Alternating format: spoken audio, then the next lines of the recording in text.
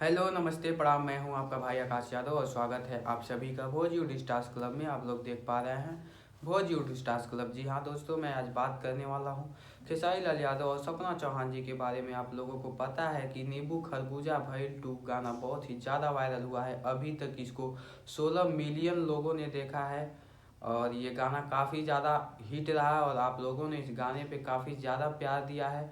और फिर से ये फोटो बहुत तेज़ी से वायरल हो रहा है सपना चौहान के आईडी पे। फोटो आप लोग देख सकते हैं और ये फोटो काफ़ी तेज़ी से वायरल हो रहा है।